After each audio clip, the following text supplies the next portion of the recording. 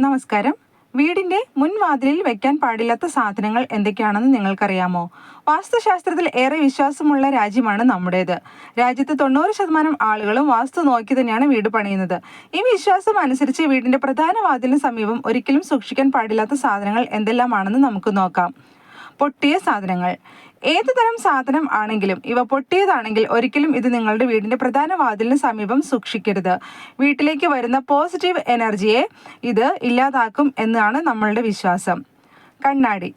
വീടിന്റെ പ്രധാന വാതിലിനെ അഭിമുഖീകരിക്കുന്ന രീതിയിൽ കണ്ണാടി വീട്ടിലേക്ക് ദുഷ്ടശക്തികളെ ക്ഷണിക്കുന്നതായിരിക്കും എന്ന് തന്നെ വാസ്തുശാസ്ത്രത്തിൽ പറഞ്ഞിട്ടുണ്ട്. ഇത് വീട്ടിൽ പ്രശ്നങ്ങൾ ഉണ്ടാക്കാൻ കാരണമാകുന്നു എന്ന് നമ്മൾ വിശ്വസിക്കപ്പെടുന്നു വരുന്നു. ഉണങ്ങിയ ചെടികൾ. ഉണങ്ങിയ ചെടികൾ, പൂക്കൾ എന്നിവ മരണത്തെ പ്രതിനിധീകരിക്കുന്നവയാണ്. ഒരിക്കലും ഇവ വീടിന്റെ പ്രധാന വാതിലിന് സമീപത്ത് ഉണ്ടാകാൻ പാടില്ല. ചവറ്റുകുട്ട.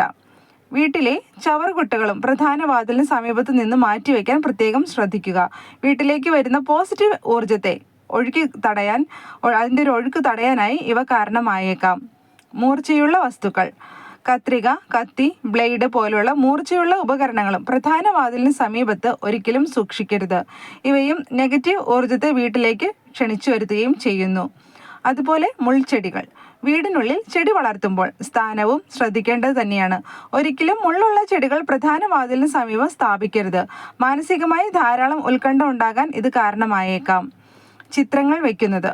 വീട്ടിലെ ചുമരിലെ ചിത്രങ്ങൾ സൂക്ഷിക്കുന്നവരും ശ്രദ്ധിക്കേണ്ടതാണ്.